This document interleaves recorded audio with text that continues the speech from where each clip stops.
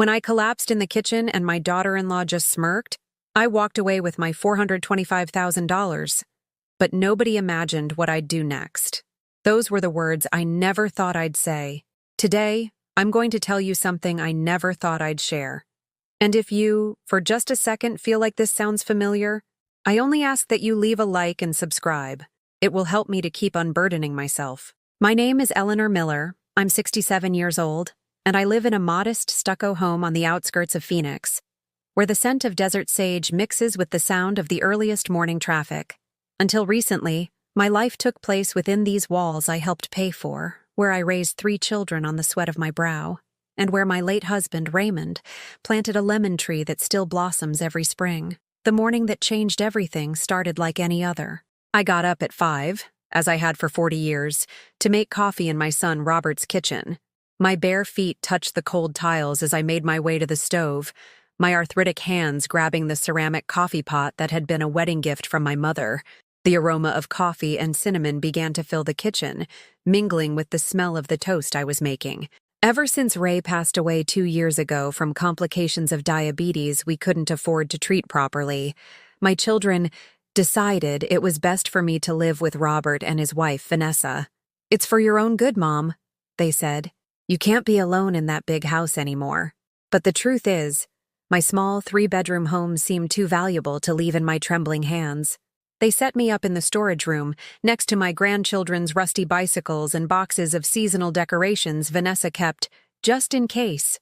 My bed was a military cot that creaked every time I moved, and my only luxury was a small, faded photograph of Ray I had managed to rescue from my old home. Every night, before sleeping, I'd whisper my sorrows to it while I listened through the thin walls, as my daughter-in-law complained about my presence. "I just can't take it anymore, Rob," I'd hear her say. "Your mother gets up at the crack of dawn, makes noise, and she's always there, watching everything I do. She's like a ghost haunting the house."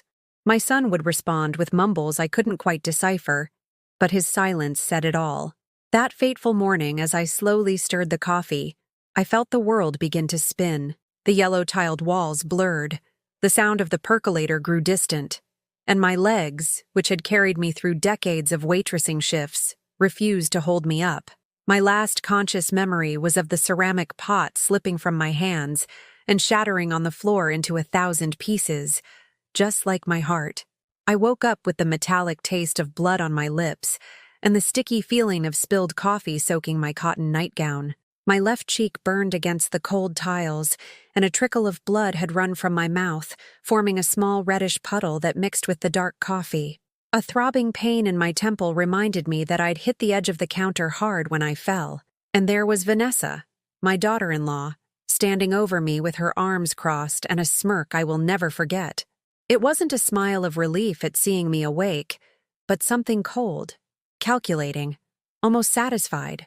Her eyes shone with a malice I had never seen before, or perhaps had never wanted to acknowledge.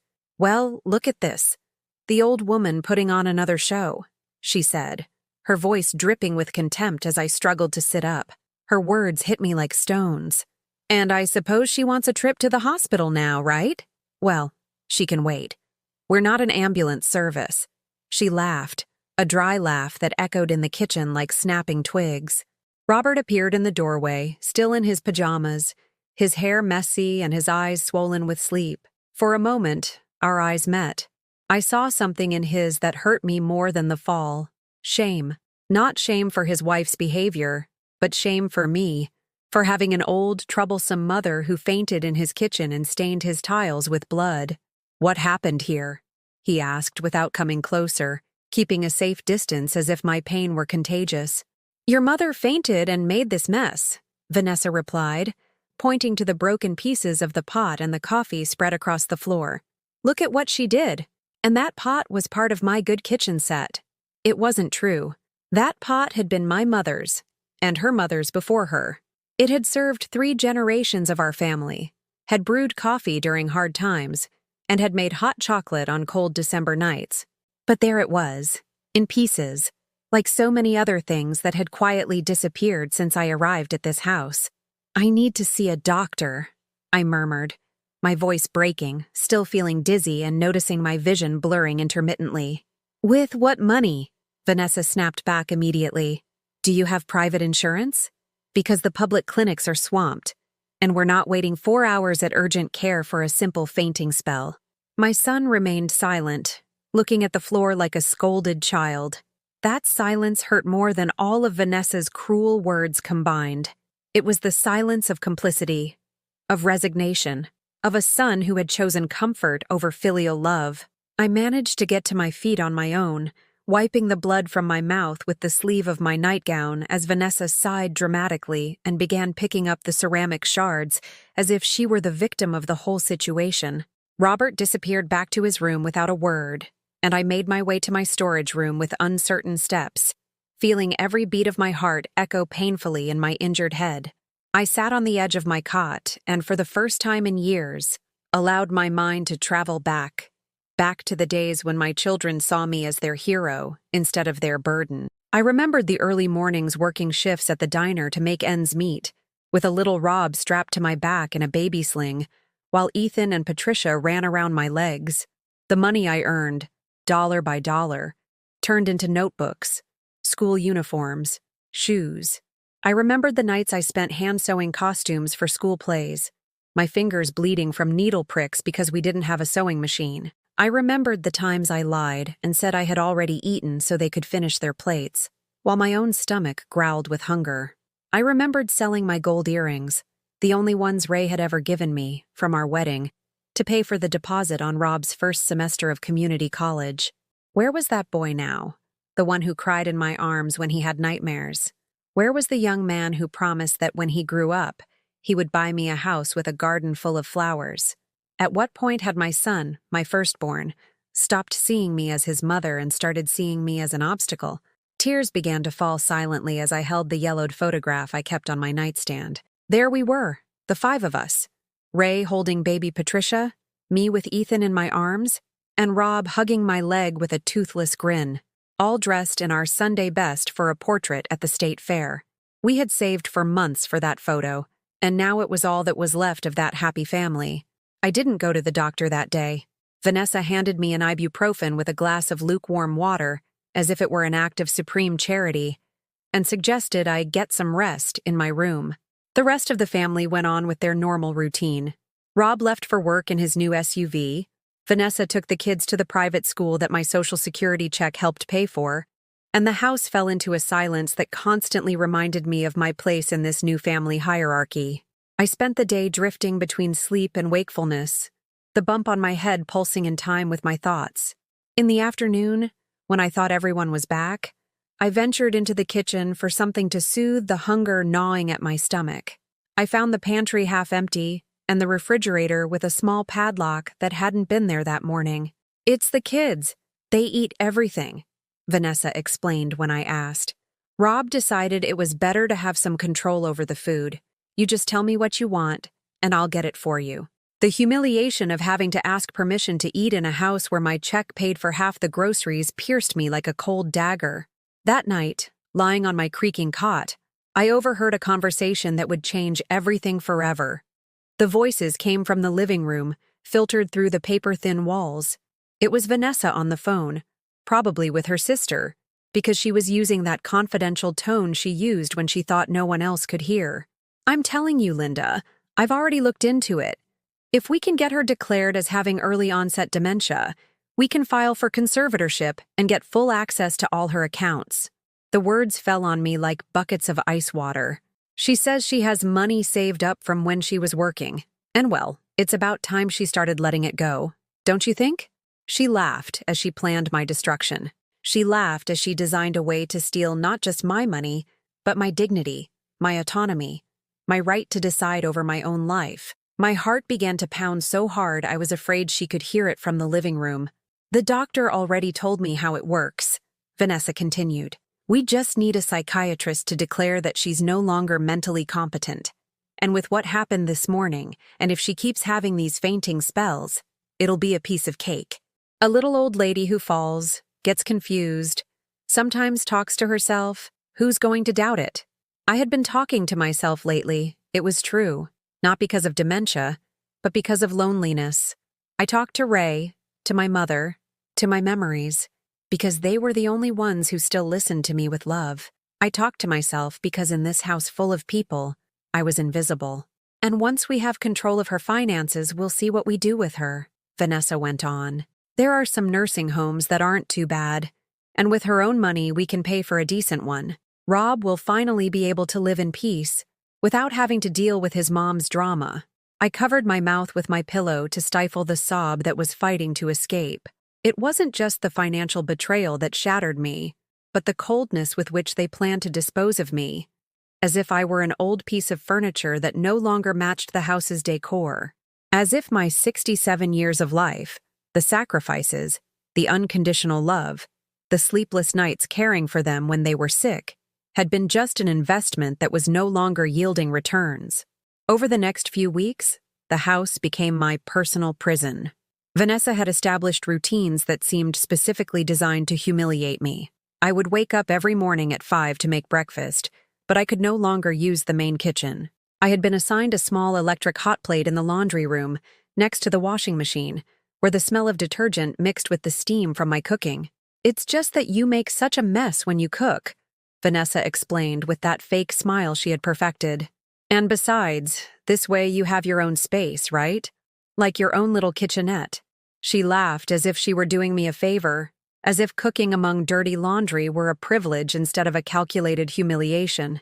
My breakfasts had been reduced to watery coffee and a cold piece of toast that I ate standing next to the washing machine, watching as the rest of the family sat around the dining room table enjoying the scrambled eggs and fresh coffee that I had prepared. The children, 12-year-old Louis and 10-year-old Sophia, didn't even greet me in the mornings anymore.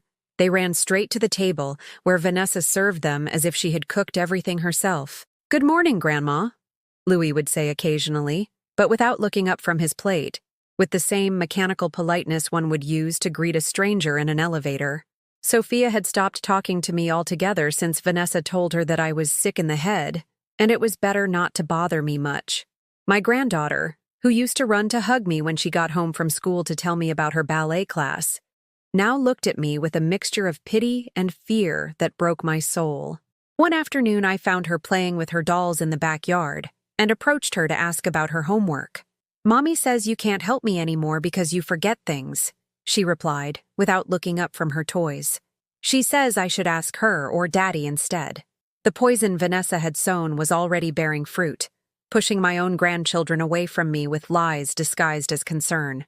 Sundays had become especially cruel. Before, it was the day I looked forward to the most. The family would gather, I would cook a special Sunday roast, and the house would be filled with laughter and conversation.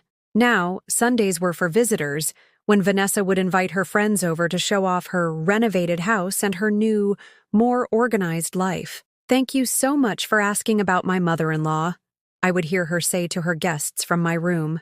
"Yes, she's in poor health, poor thing. You know how age is, the mind starts to go. But we have her here, well taken care of." Her friends would whisper replies of false compassion that filtered through to my ears like daggers. One of those Sunday afternoons, while I was pretending to sleep on my cot so I wouldn't have to go out and become the spectacle of pity for Vanessa's guests, I heard one of her friends ask directly, "And have you thought about a home? I mean, so she can be with people her own age and you can have more peace of mind."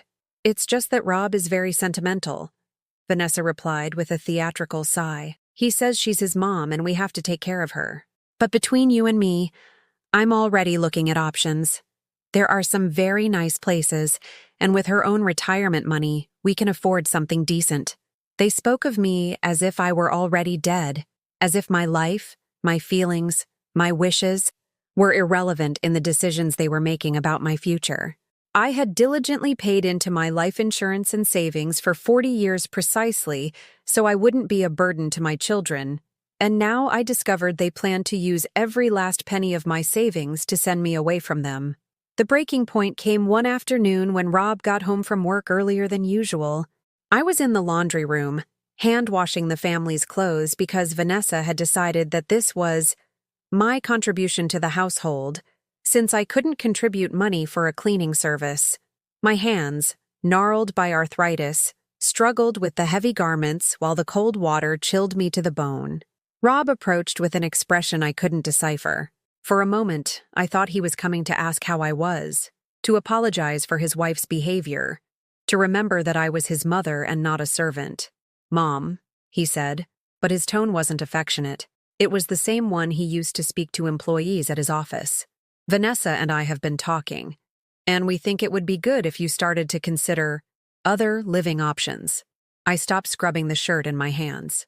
The bar of soap slipped and fell into the soapy water with a dull thud that echoed in the tense silence that had settled between us.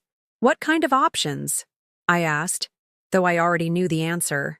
"There are some very nice residences for people your age," he continued, avoiding my gaze. "Places where you'd be with people who understand what you're going through, where they'd have activities for you, medical care, everything you need." "What I need," I repeated slowly, "is to be with my family." Rob shifted uncomfortably, putting his hands in the pockets of his slacks. It's complicated here, Mom. The kids need their space. Vanessa is stressed with so much work, and you need care that we can't give you." "What care?" I asked, feeling anger begin to boil in my chest. "I get up before everyone else. I cook, I clean, I do the laundry. I make sure nothing is missing in this house. What care do I need that you can't give me?" "Don't be like that," he replied with that condescending tone he had learned from his wife. "You know we love you, but sometimes you say things that don't make sense. You get confused about dates, you talk to yourself. It's not your fault. It's normal at your age." It wasn't normal. I wasn't confused. I remembered perfectly every dollar I had spent on this family, every sacrifice I had made, every night I had stayed up with them when they were sick. What was happening was that they had decided my lucidity was inconvenient for their plans.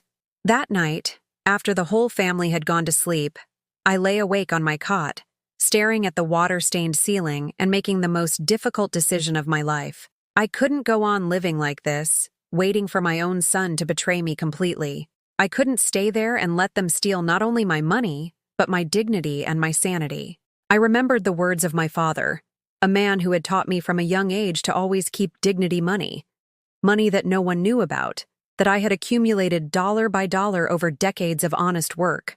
Money I had kept in 3 different accounts, one in Phoenix, another in Santa Fe where my cousin Hope lived, and a final one in Spain, the result of an unexpected inheritance from my Aunt Remedios, who had emigrated to Valencia in the 60s. In total, they added up to exactly $425,000, a fortune I had kept secret even from Ray, because my father had taught me that a woman should always have something of her own, something no one could touch or claim. Until that moment, I had dreamed of using that money to help my grandchildren with their college tuition, to buy a small house in a quiet neighborhood where I could have visitors on Sundays, to leave them an inheritance that would remind them of all the love I had given them. But Sundays now only brought humiliation, and my grandchildren no longer needed my help with their studies, because Vanessa had decided I was too confused to assist them. That morning, as I listened to Rob's snores and Vanessa's murmurs planning my final banishment, I knew the time had come to honor my father's memory and use the dignity money to reclaim exactly that, my dignity. The moment of truth arrived on a gray Tuesday in November, when Vanessa informed me with her fakest smile that they had gotten an appointment with a specialist for the following Friday. "It's just a routine evaluation, Mom," she said, while pretending to tidy the kitchen, "to see how you're doing mentally. You know, because of the fainting spells and those little things. Those little things." As if my episodes of weakness were a naughty child's antics, instead of the natural consequences of the malnutrition and stress they had imposed on me. As if talking to myself in an empty room were a symptom of madness, and not the logical response of a woman who had been systematically silenced by her own family. "And what if I don't want to go?" I asked, knowing full well what her answer would be. "Oh, Eleanor, don't be stubborn. It's for your own good. Besides, Rob already took the day off work to go with you. We can't stand up the doctor." Her eyes gleamed with that poorly disguised satisfaction I had learned to recognize. It was the look of someone who knew they were about to win a chess game. That night, lying on my cot while listening to the constant murmur of the television in the living room, I made the decision that would change everything. I couldn't wait any longer. I could no longer trust that some miracle would restore the love in their hearts, or make them remember who I was before I became their charity project. I got up silently, as I had learned to do to avoid waking anyone during my sleepless nights, and began to plan my escape. It wasn't really an escape. It was more of an awakening. The awakening of a woman who had forgotten her own worth while obsessively dedicating herself to proving it to people who had decided not to see it. For the next 2 days, I maintained the normal routine. I prepared breakfast on my hot plate in the laundry room, hand-washed clothes until my knuckles were raw, and accepted the scraps of food Vanessa allowed me to take from the padlocked refrigerator. But inside, something had fundamentally changed. Every humiliation I endured now had an expiration date. On Thursday night, while the family ate pizza they had ordered without asking if I wanted a slice, I locked myself in my room with the excuse of a headache. In reality, I needed to review the documents I had hidden in the false bottom of my old suitcase. Papers I hadn't touched in years but knew exactly where to find. There they were, the statements from the 3 bank accounts that constituted my real-life insurance. The first, at Bank of America in Phoenix, contained $185,000, accumulated over decades of working weekends and saving every spare dollar. The second, in Santa Fe, had $110,000 that I had deposited every time I visited my cousin Hope, pretending it was travel money. The third, the most secret, was at Santander Bank in Valencia, Spain, $130,000 from the unexpected inheritance from my Aunt Remedios, who had worked for 40 years cleaning offices in Spain and died childless. Total, $425,000. A fortune I had guarded jealousy, waiting for the right moment to use it for my family's benefit. Money I had planned to leave as an inheritance, so my children would remember that their mother had been more than a burden, that she had been a forward-thinking, hard-working woman who always thought of their well-being, but not anymore. That money now represented my freedom, my chance to show them they had made the biggest mistake of their lives by underestimating me. It was my chance to reclaim the dignity they had torn from me, piece by piece, during these months of systematic humiliation. On Friday morning, before the sun rose over the desert, I got up and packed a single bag. Not the large one I had used to move into Rob's house with all my belongings, but the small, worn leather one that had been my mother's. Inside, I put only the essentials. 3 changes of clothes, my blood pressure medication, the yellowed photograph of my children when they still loved me, my wooden rosary, and the bank account documents. I took nothing else. Not the gifts they had given me on past birthdays, not the trinkets I had collected for decades, not even the clothes I had bought with such effort. I wanted to leave light, without the weight of material things that had tied me to a life that no longer belonged to me. I wrote a brief note on a sheet torn from an old notebook. I've gone to find the respect I lost here. Don't look for me. I left it on the pillow of my cot, next to the house keys they had given me when I arrived. The same keys Vanessa had threatened to take away for security reasons after I fainted. I left the house like a ghost, closing the front door carefully so as not to make a sound. Outside, the Phoenix dawn greeted me with the familiar scent of oleander and the distant sound of the first city buses starting their routes. I walked to the corner where I knew the bus that would take me downtown passed, feeling for the first time in months that each step was taking me away from humiliation and toward something I had forgotten existed, the possibility of being free. On the bus, as I watched the waking streets through the window, I thought about the irony of the situation. Rob and Vanessa had planned to have me committed that very afternoon. After the appointment with the psychiatrist, they had undoubtedly bribed or manipulated to declare me mentally incompetent. They had imagined they would come home with signed papers, with the legal authority to take control of my life and my finances. Instead, they would find my room empty, my bed cold, and the first lesson of their lives about the consequences of underestimating a woman who had survived 67 years in a world that was never easy for women like me. My first stop was the Bank of America downtown, where a young employee with curly hair attended to me with the professional courtesy I hadn't experienced in months. "Good morning, ma'am. How can I help you?" "I want to close my account," I said, handing her the documents that proved my identity and my right to the $185,000 I had accumulated over decades. The employee reviewed the papers carefully, consulted her computer, and looked at me with a mixture of respect and curiosity. "That's a considerable amount, Mrs. Miller. Are you sure you want to withdraw it all?" "Completely sure," I replied with a firmness in my voice I hadn't used in months. "And I want the money transferred to this new account I'd like to open." I handed her the pre-filled paperwork for a new account that only I would know about, that only I would control. The process took 2 hours, but it was worth every minute.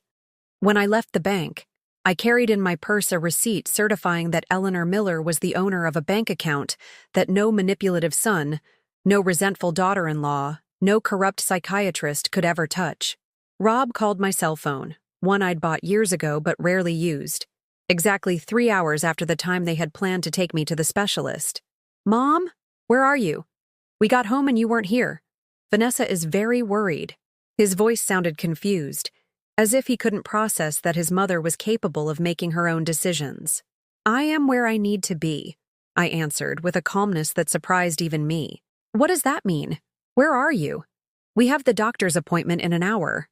"I canceled that appointment," I lied. In reality, I had simply not shown up, but I wanted him to know I had made a conscious choice.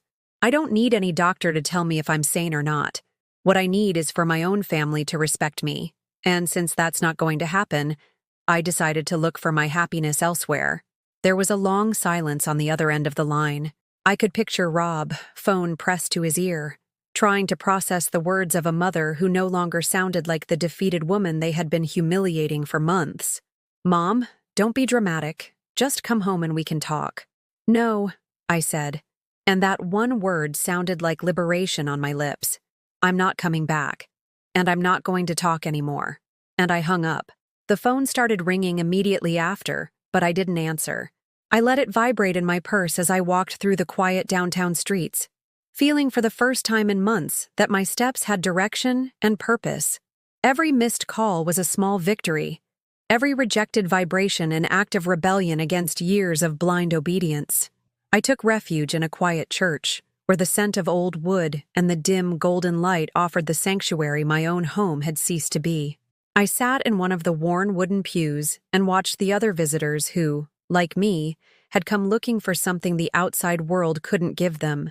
An old woman prayed the rosary with her eyes closed, her lips moving silently. A man in grease-stained overalls lit a candle with trembling hands, probably praying for work or for a sick family member. I didn't pray. I just sat there, feeling the sacred silence slowly wash away the toxic noise of the last few months. The constant weight on my chest, that feeling of suffocation that had been with me since I arrived at Rob's house, began to loosen like a knot finally finding its way undone. My phone continued to vibrate intermittently throughout the afternoon.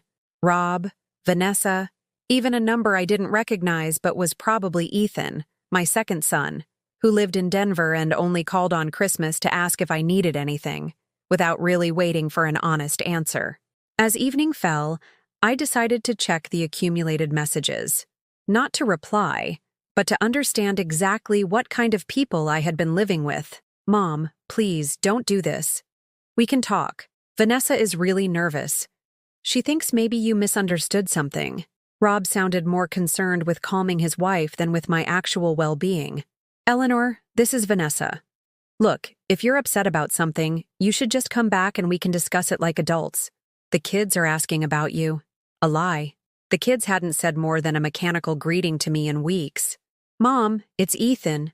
Rob told me what happened. Where are you? We just want to know you're okay." This one hurt more because Ethan had been my most affectionate child, the one who wrote me letters when he went off to college, the one who sent flowers every Mother's Day until he married Claudia and stopped remembering important dates. But the last message was the one that confirmed I had made the right decision. "Mom, that's enough with the tantrums. We all know you're not well and you need help. If you don't come back today, we're going to have to call the police and report you as a missing person. Don't make us do that." Tantrums. My desperate escape from an emotionally abusive situation was a tantrum. My search for dignity after months of systematic humiliation was a crazy old woman's whim. And the final threat, using the authorities to force my return, as if I were a minor or a truly incapacitated person. That night, I checked into a modest hotel near the city center, a clean, quiet place where the receptionist treated me with the natural courtesy owed to any guest. "Good evening, ma'am. Will it be just for tonight?" Her tone was kind, without condescension, without that fake concern I had learned to detect in my family's voices. "For now, yes," I replied, though deep down I knew my stay would be much longer than either of us could imagine at that moment. The room was small but comfortable, with a single bed that didn't creak, a television that worked, and most importantly, a door that locked from the inside, that only I could open. For the first time in months, no one would interrupt my sleep to ask me to make coffee at 5 in the morning. No one would complain about the sound of my footsteps or my breathing. I took a hot shower that didn't run cold after 5 minutes, put on the clean nightgown I had packed, and lay down on crisp, white sheets that smelled of fabric softener instead of the stale dampness of my storage room. Before sleeping, I dialed my cousin Hope's number in Santa Fe. "Eleanor, what a surprise. How are you, cousin?"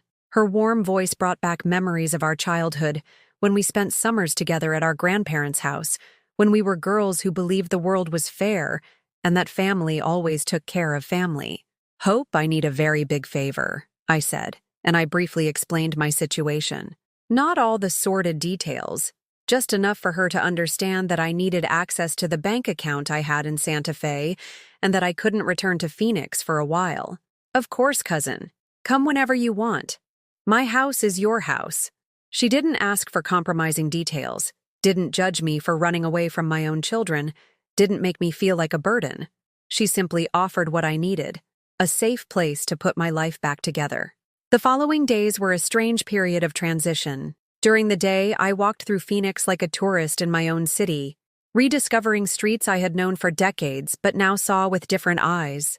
Without the constant rush to get home to cook for an ungrateful family, without the weight of toxic expectations, I could truly admire the desert botanical gardens, sit on a park bench and feed the pigeons, buy myself an ice cream cone without having to ask anyone's permission.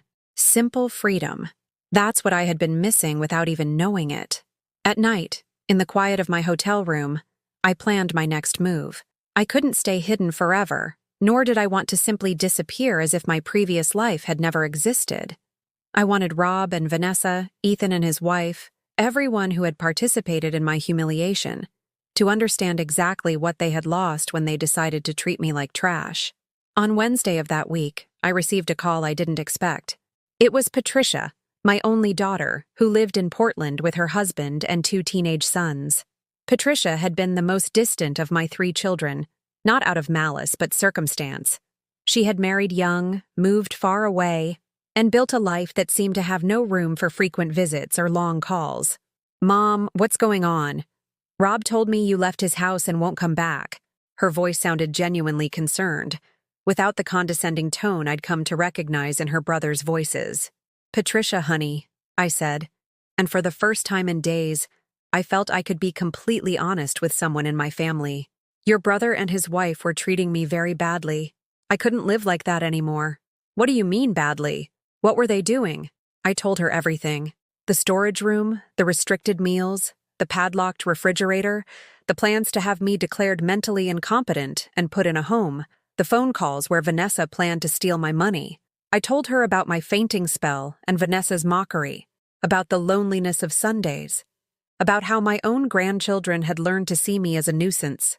Patricia was silent throughout my story, and when I finished, she only said, "Mom, why didn't you tell me this sooner?" "Because I didn't want to be a burden to you too," I answered honestly. "Because I thought I could handle it, that maybe things would get better, that maybe I was exaggerating." "You weren't exaggerating," she said with a firmness that reminded me of the brave little girl she had once been. "What they did to you is wrong, very wrong, and I'm so sorry you had to go through that alone." For the first time since leaving Rob's house, I cried. But they weren't tears of pain, but of relief. Someone of my own blood had finally validated my experience, confirmed that I wasn't crazy, that I wasn't being dramatic, that I had every right to feel hurt and betrayed. "Where are you now?" she asked. "In a hotel. but tomorrow I'm going to Santa Fe to stay with your cousin Hope. I need time to think about what I'm going to do with the rest of my life. Do you want me to come see you? I can catch a flight this weekend." The offer surprised me so much that it took me a few seconds to respond. When was the last time one of my children had offered to visit me without my having to beg for their presence?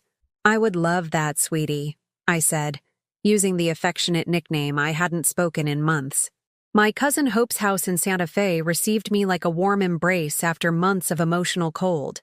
It was a traditional adobe-style home with a central courtyard full of overflowing pots of purple bougainvillea and red geraniums, where the scent of roasting green chiles mixed with the constant sound of water from a tile fountain. Hope had been widowed 3 years prior, but unlike me, she had managed to keep her home and her independence without sacrificing her dignity at the altar of forced family gratitude. "You can stay here as long as you need," she said, as she helped me settle my few belongings into the guest room that opened onto the courtyard.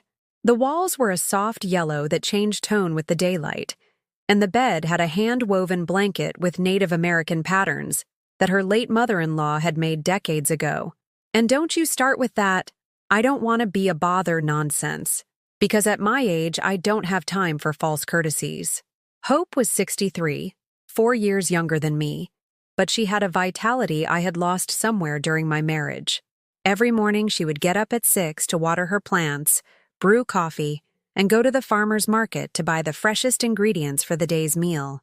It wasn't a routine imposed by others' demands, but a ritual of self-care she had cultivated over years of living for herself. "The difference between you and me," she told me one afternoon as we shelled peas in the courtyard, "is that when my husband died, I decided I had fulfilled my quota of sacrifices.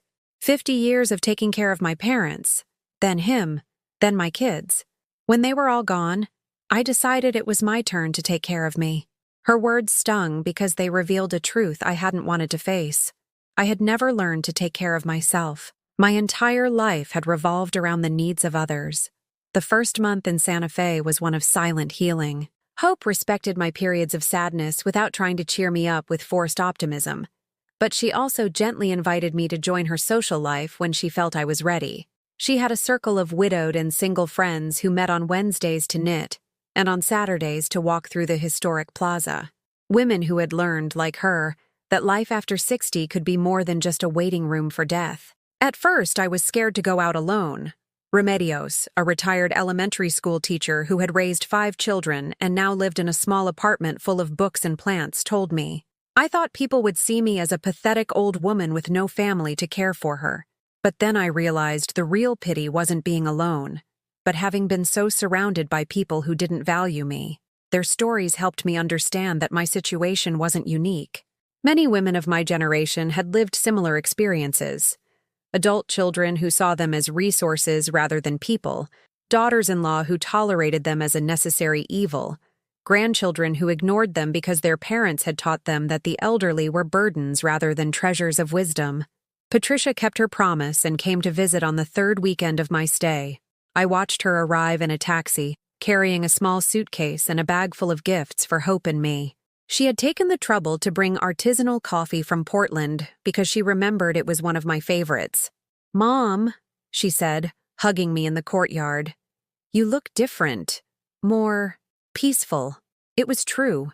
Without the constant tension of walking on eggshells, without the anxiety of never knowing when the next humiliation would come, my body had begun to relax. I was sleeping better, eating with an appetite, and had started to smile naturally when Hope told a joke or when her friends included me in their conversations without making me feel like an intruder. During her visit, Patricia helped me face a reality I had been avoiding. I had to make concrete decisions about my future. I couldn't stay indefinitely as Hope's guest, no matter how generous my cousin was. And I couldn't keep avoiding the increasingly desperate calls from Rob and Ethan, who had started threatening to involve the authorities to find me. "What do you want to do, Mom?" Patricia asked as we strolled through the Santa Fe Plaza, admiring the turquoise jewelry and pottery the vendors displayed with pride. "Do you want to go back to Phoenix? Would you rather stay here? Or do you want to try something completely different?" "I don't know," I confessed, stopping in front of a booth where a Navajo woman was weaving a rug with geometric patterns that seemed to hold ancient secrets. For the first time in my life, I feel like I can choose what to do, but I don't know how to choose. I've always done what others needed me to do. Patricia bought 2 beautiful woven shawls, one for herself and one for me, insisting that the deep blue and purple colors suited me more than the gray and beige tones I had worn for years because they were more practical for a woman my age. "Mom," she said as the vendor wrapped our purchases, "I think it's time you did something just for you. Something you've always wanted to do but never could because you were too busy taking care of everyone else." That night, lying in my guest bed listening to the soothing sound of the courtyard fountain, I remembered a dream I had held for years but had never dared to voice aloud. To see Spain, specifically to see Valencia, where my Aunt Remedios had lived before she died and left me the unexpected inheritance that was now part of my freedom fund. My Aunt Remedios had emigrated to Spain in the 60s, a young single woman who refused to marry the suitor my grandfather had chosen for her. Instead of submitting to an arranged marriage, she had sold her few pieces of jewelry, boarded a ship, and disappeared into Europe with the determination of a woman who preferred the uncertainty of the unknown to the certainty of a life she hadn't chosen. For 40 years, Remedios had worked cleaning offices in Valencia, living in a modest apartment but saving every penny she could. She never married, never had children, but according to the occasional letters she sent, she had been happy. She had learned Spanish, traveled all over the country on weekends, and made friends with other immigrant women. When she died at 82, her will surprised us all. She had managed to buy a small apartment in the old town of Valencia, and she had left it to me, along with her savings. Because, as the letter accompanying the legal documents said, "Eleanor is the only one in the family who understands what it means to sacrifice for love, and I hope one day she uses this to love herself." At the time, 5 years ago, the inheritance had seemed more like a liability. What was I going to do with an apartment in Spain? Ray was sick, my children needed my support, and the idea of traveling abroad seemed like an inappropriate frivolity for a woman of my age and circumstances. But now, lying in this bed in Santa Fe, the inheritance from my Aunt Remedios seemed like something else entirely, an invitation to follow her example of independence, a chance to honor her memory by living the freedom she had fought so hard to win. The next day, during breakfast with Patricia and Hope, I announced my decision. I'm going to Spain. I want to see the place where my Aunt Remedios lived, and I want to see if I can understand what made her so happy living alone. The 2 women looked at me with different expressions. Patricia with motherly concern, Hope with admiration, and something that looked like healthy envy. "Are you sure, Mom? It's a very long trip, and you don't know anyone there," Patricia said with the protective tone she had inherited from me but which now felt slightly irritating. "That's precisely why," I answered. "Because I don't know anyone there who can tell me how I should live my life." Hope clapped softly. "Your Aunt Remedios would be proud," she said. She always said in her letters that she hoped one of us would have the courage to follow in her footsteps. That afternoon, I called Rob for the first time since leaving his house. His voice was surprised at first, then relieved, and finally annoyed when I explained my plans. "Spain? Are you crazy? You can't go to Spain at your age. Who's going to take care of you if something happens?" "I'm going to take care of myself," I replied with a firmness that surprised me, "just like I've been doing these past few weeks. But Mom, don't be irrational. If you want to travel, we can plan something closer, safer. Vanessa says we could all go to Hawaii for Christmas," Vanessa says. Even in a conversation about my life and my decisions, my daughter-in-law's opinion was still more relevant than mine. "Robert," I said, cutting off his list of reasons why I shouldn't do what I wanted to do, "I'm not asking for your permission. I'm informing you of my decision." And I hung up. The call to Ethan 2 days later was even more revealing. My second son, who had inherited his father's skill for emotional manipulation, immediately adopted the victim's tone he used when he wanted something. "Mom, please, don't do this. Rob is a wreck. He says you won't talk to him about coming home." His voice sounded tired, as if my rebellion were a personal burden he had to bear. "Claudia and I have been so worried. The kids are asking about their grandma." A lie. Ethan's children, 15 and 17, hadn't asked about me in the last 3 years. The last time I saw them, last Christmas, they greeted me with the mechanical politeness reserved for a distant relative and then locked themselves in their rooms with their cell phones. Claudia had spent the entire dinner talking about the new house they wanted to buy in a more exclusive part of Denver, repeatedly mentioning how expensive down payments were and how hard it was to save with so many expenses. "Ethan," I said, interrupting his rehearsed speech, "when was the last time you called me just to ask how I was?" There was an awkward silence on the other end of the line. I could imagine him racking his brain, searching for any recent call he could use as evidence of his filial concern. "Well, Mom, you know I'm really busy with work, but you're always in my thoughts." "In your thoughts," I repeated slowly, "but not in your calls, not in your visits, not in your real life. That's not fair. You know I love you." "Do I? How do I know?" "Because for the last 6 months, while Vanessa was humiliating me every day at your brother's house, you never showed up once. Not even when Rob told you I had fainted and they were worried about my mental health." Another silence. Longer this time. "It's just, well, I thought Rob had everything under control. He lives closer. He knows your situation better." "My situation," I repeated, feeling the old anger begin to simmer. My situation was that I was being treated like a servant in my own son's house, sleeping in a storage room, eating whatever scraps my daughter-in-law deemed appropriate for me. Was that the situation Rob had under control? "Mom, I didn't know that." "Of course you didn't know, because you never asked. Because it was more convenient to assume everything was fine than to bother checking if your mother was being treated with the respect any human being deserves." My voice had risen just enough for Hope to peek her head out from the kitchen, where she was making iced tea. She gave me a thumbs up, as if to say, "Keep going. You're finally standing up for yourself." "Ethan," I continued, "I'm going to explain something to you that should be obvious but apparently isn't. I am not going back to live with Robert. I am not going to submit to psychiatric evaluations to prove I'm sane. I am not going to beg for respect from a family that has clearly decided they no longer owe me any. And I am definitely not going to let you two make decisions about my life as if I were a child. But Mom, you have to be practical. Where are you going to live? On what money?" There it was. The question I'd been waiting for. The question that revealed exactly what worried them most about my independence. Not my emotional well-being, not my happiness, but my financial ability to support myself without depending on them. "I have my own resources," I said simply. "What resources? Your Social Security barely covers the basics." "Ethan, do you really think I've lived 67 years without learning how to manage money? Do you think a woman who raised 3 kids working double shifts at a diner and cleaning houses on the side doesn't know how to save for a rainy day?" "Well, yeah, but nothing. The problem is that you all assumed that everything I had automatically belonged to you. That my savings were your early inheritance. That my house was your future asset. That my entire life existed only to serve you."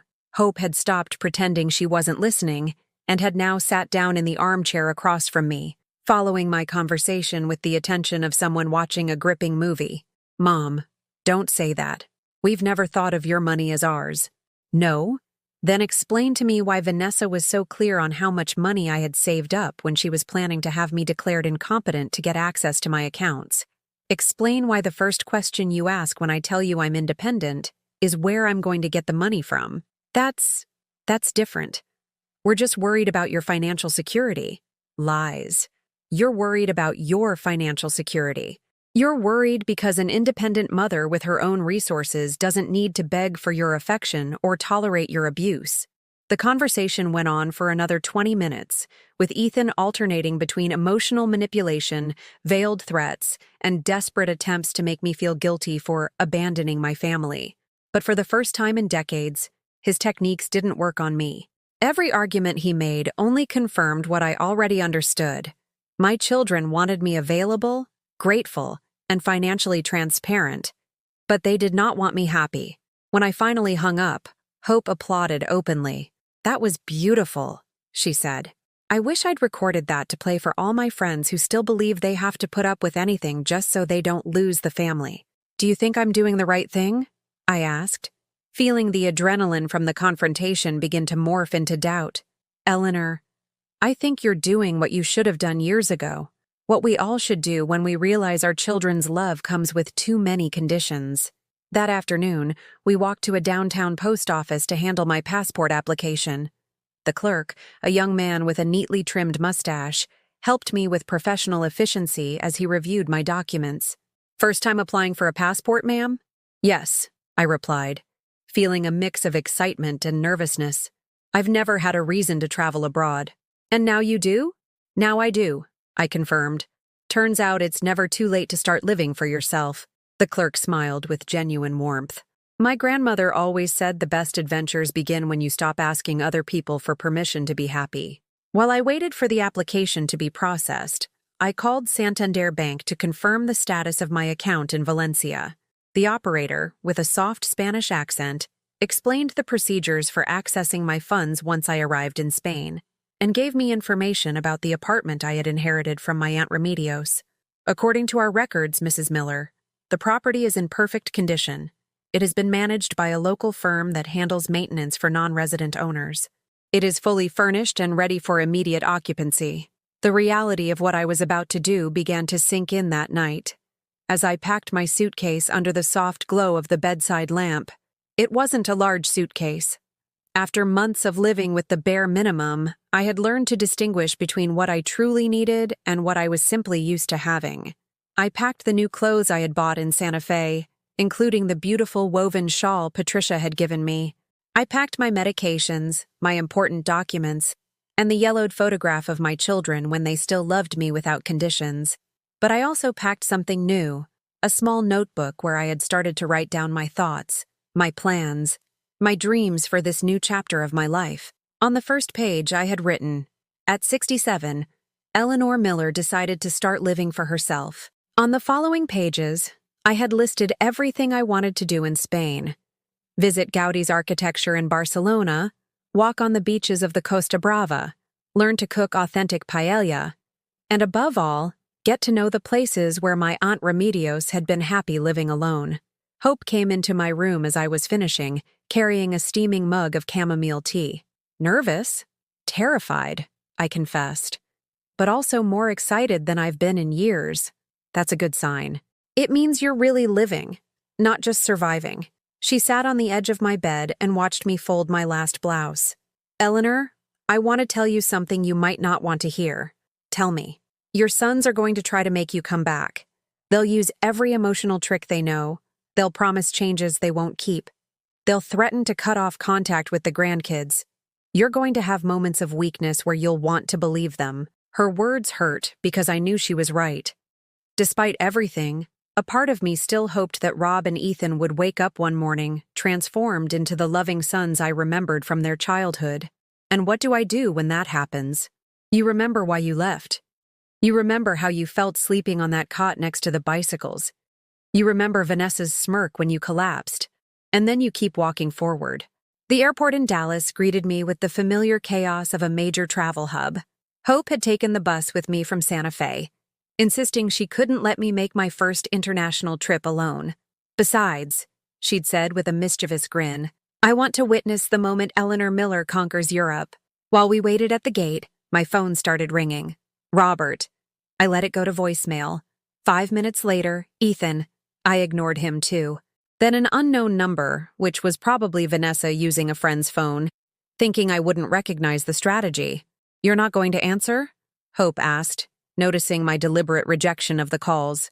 2 months ago, they barely remembered I existed except to complain about my presence, I replied, watching families say their tearful goodbyes. Now that they know I'm going somewhere they can't control me, suddenly I'm their number one priority. The gate agent scanned my new passport with professional thoroughness. "First time traveling to Spain, ma'am?" "First time traveling anywhere," I answered honestly. My late husband always said travel was an unnecessary expense. The agent smiled with unexpected warmth. "It's never too late to start. My grandmother took her first international trip at 72. Said she wasted too much time asking other people for permission to be happy." Those words stayed with me during the entire transatlantic flight. 8 hours suspended between the sky and the sea, with enough time to reflect on the 67 years I had lived according to the needs and expectations of others. The flight attendant, An elegant woman in her 50s noticed I hadn't touched my dinner. "Is everything all right with the meal, ma'am?" "It's fine," I replied. "It's just, I can't believe I'm actually here." "First time flying?" "First time doing something just for me," I confessed, surprised at my own honesty with a stranger. The flight attendant sat in the empty seat next to me during a lull in the service. "You know what? I started working for the airlines at 45, after my kids left home and my husband decided he needed to find himself with a woman 20 years younger. At first, I thought I was too old to start a new career, but it turned out to be the perfect time to start living my own life. And you didn't feel guilty for thinking of yourself instead of your family?"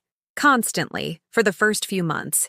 But then I realized I had been so busy taking care of everyone else that I had completely forgotten who I was when I wasn't being useful to someone." Her words echoed in my mind for the rest of the flight. Who was Eleanor Miller when she wasn't being a mother, a wife, a grandmother, a caregiver? Madrid greeted me with a March chill that cut to the bone, but also with an urban energy I had never experienced.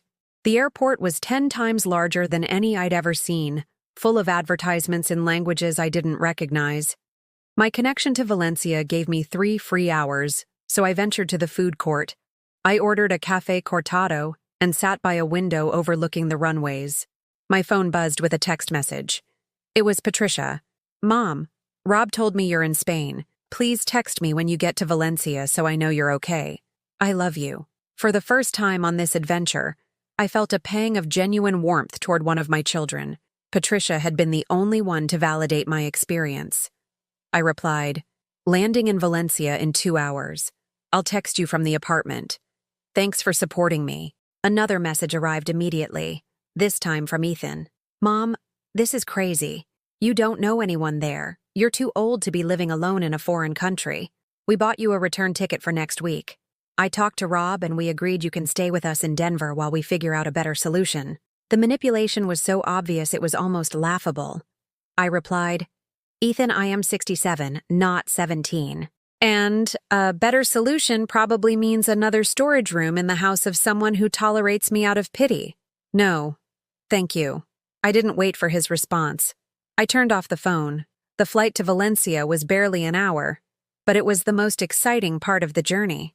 As the plane began its descent, I saw the Mediterranean coast my Aunt Remedios had described in her letters, the impossible blue of the sea mingling with the green of the orange groves.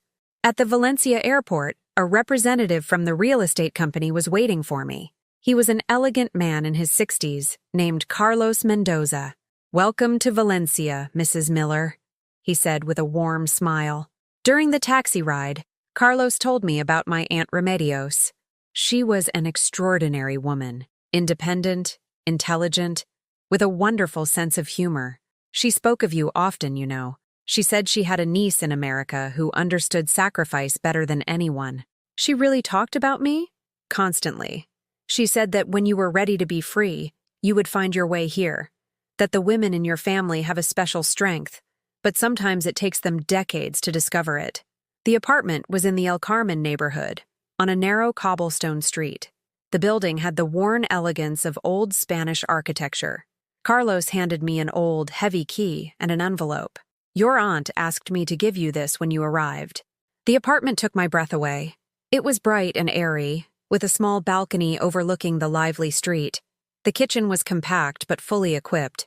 In the refrigerator, Carlos had left some basic groceries: milk, bread, eggs, jamon serrano, and Valencia oranges that smelled like the Mediterranean sun. "Your aunt was an excellent cook," Carlos explained. "She said chosen solitude was liberation, but isolation was a prison." When Carlos left, I was alone in my new home. I opened the envelope my aunt had left me and began to read. "My dearest Eleanor, if you are reading this, it means you have finally found the courage to choose your own happiness.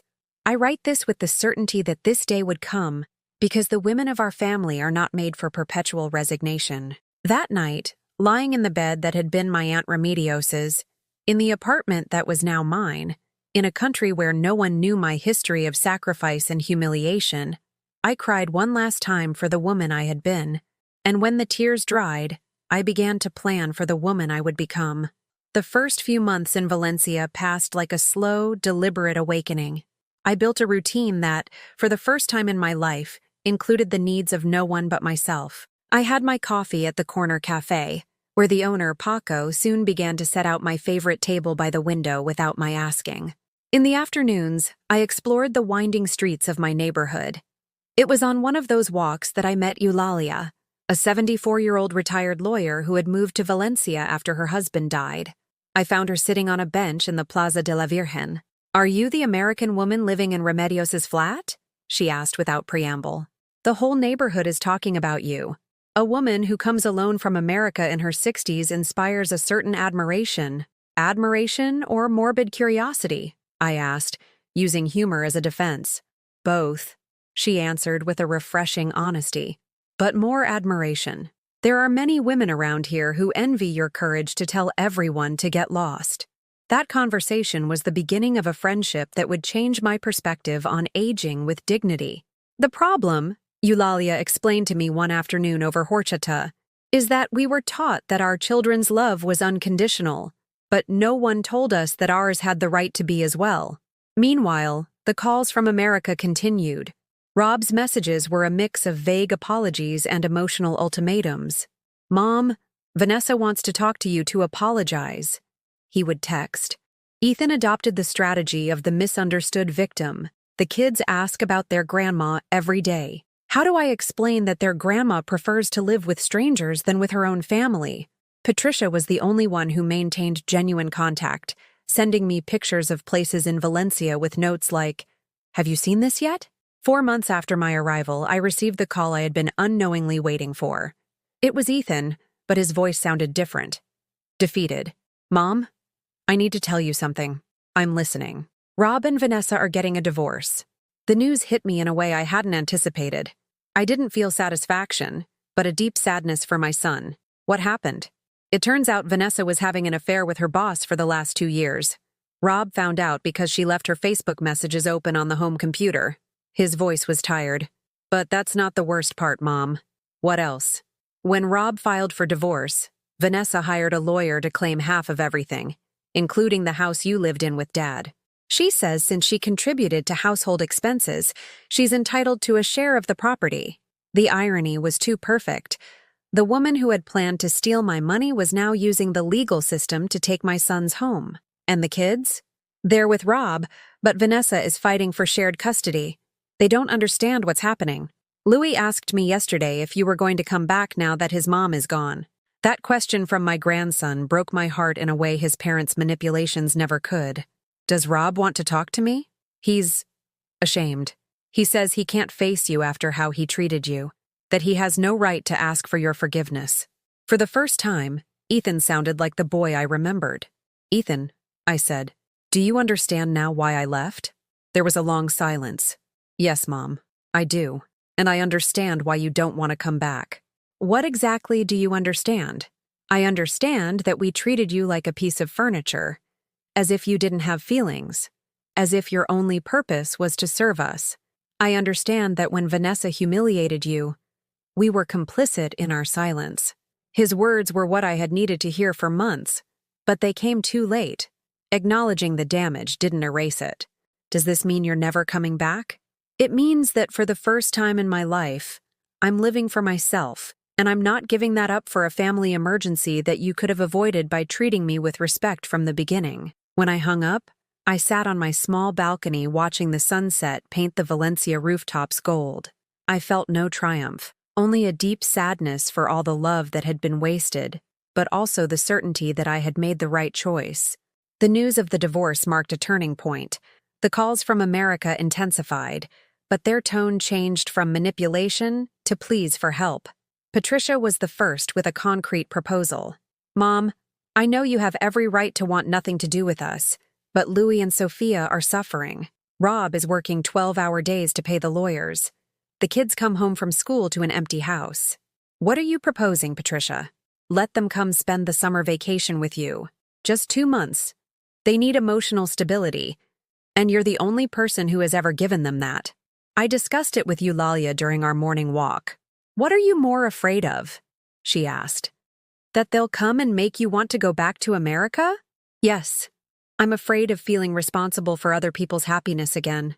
I've worked so hard to learn to be happy on my own. Eleanor, there's a huge difference between being responsible for someone's happiness and sharing your happiness with them. One drains you, the other multiplies you. I finally called Patricia. All right, they can come, but on my terms. I laid out my conditions. They would be guests in my life, not the center of it. And this was not a first step toward my return.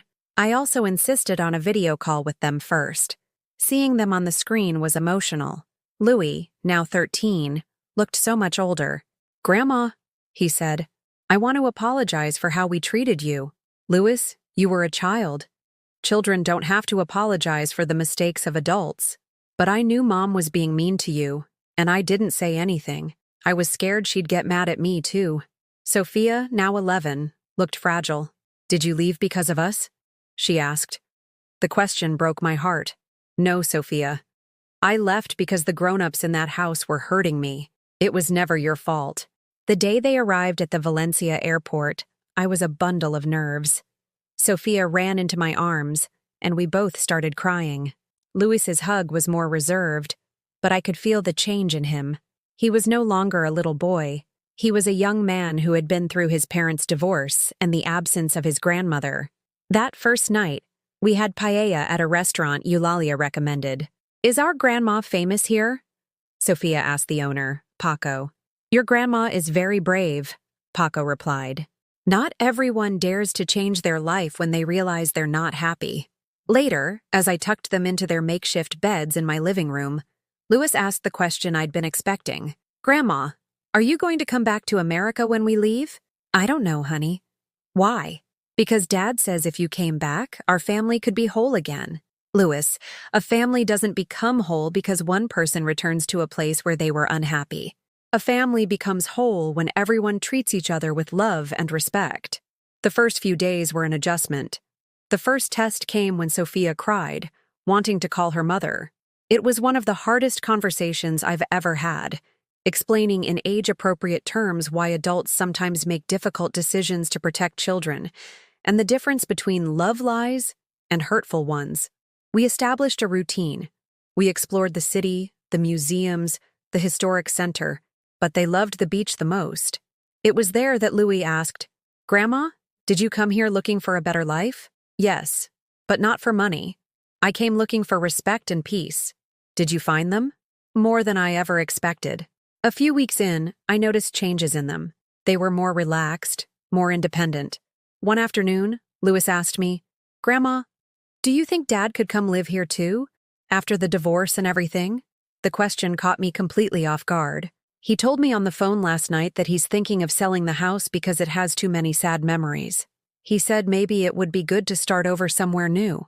"Why here?" "Because you're here, and because we've been happier here in these few weeks than we were all last year in Phoenix." That night, I got an unexpected call from Robert. "Mom, I want to thank you for taking the kids, and I want to apologize for everything." His words sounded sincere, but I've learned to be cautious. "What do you want from me, son?" There was a long pause, a chance to start over, not like before, but as we should have always been, a family that respects each other. For the first time in years, he sounded like the thoughtful, genuine man I remembered from his youth. The conversation continued for over an hour. When we hung up, I looked at my sleeping grandchildren, and I understood this summer was a test. For them, it was a chance to know the grandmother who chose her own happiness. And for me, it was the final test of whether I could love my family without sacrificing myself in the process. When I hung up, I stayed awake late into the night, considering the possibility that this new chapter of my life could include a genuine reconciliation with my family. But I also knew it would have to be on my terms, with my conditions, and with respect for the new woman I had become during these months of freedom. The turning point came 3 weeks before Louis and Sophia were due to fly back to America. We were having breakfast at our usual cafe when Sophia, with the devastating innocence only children possess, asked a question that would change everything. "Grandma, how do we know if someone has really changed, or if they're just saying they've changed because they want something from us?" The question arose after she had received an unexpected call from Vanessa the night before. Her mother had somehow gotten my phone number and called directly, violating all the legal agreements of the divorce. Mommy told me everything that happened was your fault, Sophia told me, her face a mask of confusion. She says you made up lies about her to separate her from us, and that if you hadn't caused problems, she and Daddy would still be married. Lewis, who had overheard part of the call, added, "She also said if we go back to live with her when we get back to the States, she'll buy us anything we want, and we'll live in a nicer house than Dad's." The manipulation was so obvious it made me sick, but I also understood that to two children who missed their mother, promises of gifts and new houses could sound tempting. "What do you two think about what your mom said?" I asked, using the technique I had learned over these months. Ask questions instead of giving automatic answers. "I don't know," Sophia admitted. "It's confusing. Before I came here, I thought you left because you had issues, like Mommy told us. But now that I know the real you, you don't seem to have any issues at all. And everyone here really likes you," Lewis added. "Paco always asks about you if you miss a day at the cafe, Mrs. Carmen from the market saves you the best tomatoes, and Eulalia says you're the best friend she's made in years. How can all these people like you if you were a bad person like Mommy says?" Sophia concluded with crushing logic. It was the perfect moment to explain something that had taken me decades to understand myself, the difference between genuine love and emotional manipulation. "My loves," I said, "there are people who say they love you, but only when you do what they want. And then there are people who love you even when they disagree with you, even when you make mistakes, and even when they can't get anything from you in return. How do we know which is which?" Louis asked. "You watch how they treat you when you tell them no. You watch if they respect you when you make decisions they don't like. You watch if they help you be happy, or if they only want you to make them happy." That night, after the kids were in bed, I got the call I had been unknowingly waiting for. It was Ethan, but his voice was different, more humble, more real. "Mom, Rob told me about Vanessa's call to the kids. I wanted to apologize for not believing you when you told us how she was treating you. What changed your mind?" Hearing how she manipulated the kids in a single phone call. If she can lie that easily to them about you, she was probably lying to all of us for years. It was the first time one of my sons had explicitly acknowledged that I had been the victim, not the cause. And now what? Now we want to make things right. Rob, Patricia, and I have been talking, and we want to propose something. What came next was the most important conversation I'd had with my children since I left. Ethan explained that the three of them had been meeting regularly, not to plot my return, but to understand how they had each contributed to my departure. "Patricia helped us see that we had been treating you like a resource instead of a person," he said, "as if your only value was what you could do for us. And what's the proposal? We want to come visit you, all three of us with our families for Christmas vacation, not to convince you of anything, but to get to know your new life and to apologize in person. And after that? After that, we want to build a new relationship with you, one where we respect you as the independent person you are now, not as the self-sacrificing mother you used to be because we forced you to be." The proposal took me by surprise. I had imagined many scenarios, but never them coming to my territory, on my terms, to ask for forgiveness instead of favors. "I need to think about it," I said. After hanging up, I went out onto the balcony. The streets of the El Carmen neighborhood were alive with nightlife. I thought about the difference between this life and the one I'd had. Here, every day was a choice. The next day, on my walk with Eulalia, I told her about the proposal. "What are you more afraid of?" she asked. "That they'll come and they haven't really changed? Or that they'll come and they have? Why would I be afraid if they've changed? Because then you'd have to decide if you want to rebuild a relationship with them, or if you prefer the peace of not having to deal with family dynamics, however healthy they might be." She was right. I had built a life so perfectly suited to my needs that the idea of including others, even respectfully, was a change I wasn't sure I wanted. That night, I called Patricia. "If you come for Christmas," I said, "it will be with very specific conditions. Whatever you want, Mom. You will stay in a hotel, not my apartment. You will come to my territory, meet my friends, and participate in my activities. And if at any moment I feel you're trying to manipulate me into returning to America, the visit is over immediately. That sounds perfectly fair. Anything else? Yes. I want you to understand that this is not a negotiation about my return. This is an opportunity for you to meet the woman I've become and decide if you can love and respect her as she is now. When I hung up, I felt calmer than I had in weeks. I was no longer a mother desperate to hold a dysfunctional family together. I was an independent woman, willing to consider letting people into her life, but only if they proved they deserved to be there. Louis and Sophia's departure was one of the hardest goodbyes of my life, but also the most hopeful. At the airport, Sophia hugged me tightly. "Grandma," she said, her eyes shining with unshed tears, "promise you won't change. That when we come at Christmas, you'll still be the happy grandma we met here. I promise I will always be myself," I answered, packing extra meaning into the words. Louis, with a wisdom beyond his years, said something that will stay with me forever. "Grandma, thanks for teaching us that it's okay to walk away from people who hurt you, even if you love them a lot." The following weeks were quiet. My apartment, which had been filled with the organized chaos of children, returned to its usual silence. But it wasn't the empty silence of loneliness. It was the full silence of someone who had confirmed she could love deeply without losing herself in the process. I prepared for the Christmas visit, which I knew would be the ultimate test. Carlos from the real estate agency helped me book rooms for 8 people at the Westin Valencia, a hotel centrally located enough that they could be independent. The night before they arrived, Rob called, his voice nervous. "Mom, just confirming we land at 3 tomorrow. Will you be able to pick everyone up?" "I'll be there to greet you," I replied, "but you'll take a taxi to the hotel. I'll ride with you to make sure you get there all right, but I don't have room for 8 people and all their luggage." There was a slight pause. "And for dinner?" he asked. "Should we cook at your place or—" "Rob," I interrupted gently, "I've already made reservations at a wonderful restaurant. You're going to experience my life here." Another silence. I could feel him processing that I was in complete control. "Are you okay, Mom? You sound different." "I'm great, son. I'm just being the person I've learned to be these past few months. You'll meet her tomorrow." Seeing them all emerge from customs was a surreal moment. There was Rob with Louis and Sophia, who ran to me with familiar affection, Ethan with Claudia and their 2 teenagers, who regarded me with a new curiosity, and Patricia with her husband Javier and their twin 15-year-old sons. "You look amazing, Mom," Patricia said with genuine surprise. Radiant. It was true.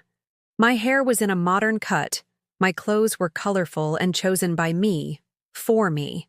The welcome dinner was at Casa Roberto, a favorite local spot. The owner, Roberto, greeted me like family. "Senora Eleanor, is this your whole family from America?" He then proceeded to tell my children, with the pride of a father, how I had become a fixture in the neighborhood. "Your mother is a very special woman," he told them as he served a paella he'd made just for us. "She arrived here alone, and in a few months, she became part of our community. She is brave, and she is loved by all of us." I could see my children processing this. They were seeing me through the eyes of strangers who had chosen me as a friend. That first night, after walking them back to their hotel, I strolled home through the festive streets. For the first time, I felt it was possible to have the best of both worlds. A family that respected me, and a life that was entirely my own. The week was a revelation. On the second day, I took them to meet Eulalia for afternoon tea. "So," Eulalia began after introductions, "I've heard the truth. That Eleanor arrived here completely broken after months of emotional abuse, and that it took her weeks to believe she deserved to be treated with dignity." The silence was thick. "What I want to know," she continued, looking directly at my sons, "is if you have changed enough to deserve a second chance with an extraordinary woman." For the next hour, Eulalia conducted an elegant but relentless interrogation. It was Rob who finally answered with raw honesty. "For years, we saw our mother as someone who existed to solve our problems. We didn't see her as a person with a right to her own happiness. Now I see a woman who built a beautiful life for herself." The next day, at the Central Market, my favorite vegetable seller, Mercedes, greeted them enthusiastically. Finally, I meet the famous grandchildren. Your grandma tells us you are very smart, but that it took you a while to learn to appreciate her. My children could only laugh and admit it was true. My teenage granddaughter, Andrea, was fascinated. "Grandma," she asked me, "weren't you scared to start over where you didn't know anyone?" "Terrified," I admitted. "But I discovered it's less scary to be alone than to be surrounded by people who don't respect you." That afternoon, I received a call from a woman in Barcelona who had heard my story. She was starting a support program for older women who had left difficult family situations and wanted to know if I would be interested in helping. The idea of using my experience to empower others thrilled me in a way I hadn't felt in years. I shared the news with my family at dinner. Claudia, Ethan's wife, who had been quiet all week, asked, "Do you think all women of our generation need to go through something like this to learn to value themselves?" "I think every woman has to find her own way to make sure her life belongs to her, not just to the people she loves," I told her. Christmas Eve brought the conversation we had all been avoiding. We were cooking a special dinner together in my apartment. For the first time in years, my sons were helping me in the kitchen as equals. It felt normal. After dinner, Rob finally asked the question, "Mom, is there any chance you'll ever come back to America?" The table went silent. "The honest answer is, I don't know," I said, "because the question isn't whether I will return to America. The question is whether you all have changed enough that I can trust that any decision I make will be respected, with no emotional blackmail, no manipulation, and no expectation that I will go back to being the mother I used to be." Then, the revelations began. Ethan and Claudia had started couples therapy, inspired by what they had witnessed. "Seeing what happened to you helped me understand that I had a right to demand respect in my own house," Claudia said, her voice thick with emotion. Then, Patricia and Javier dropped their bombshell. "We've been thinking of moving to Spain," Patricia said. Javier's consulting work was remote, and she could transfer her nursing credentials. "And yes," she added, "it would be wonderful to have a closer relationship with you, but only if you want that." The conversation continued late into the night, exploring possibilities none of us could have imagined months ago. It wasn't about manipulation. It was about a family of adults discussing real options based on mutual respect. The next day, Christmas Day, I confirmed my meeting with the woman from Barcelona. As I stood on my balcony, looking at the festive lights, I felt completely certain, not just in my decision to leave, but in my decision to remain open to a future that could include my family, but on terms that worked for everyone. That night, my phone buzzed with a text from Louis. "Grandma, thanks for teaching us that real love means respecting the decisions of the people we love, even when we don't fully understand them." His message confirmed it. This Christmas wasn't about getting my old family back. It was about discovering that it was possible to have a new one and keep my independence too.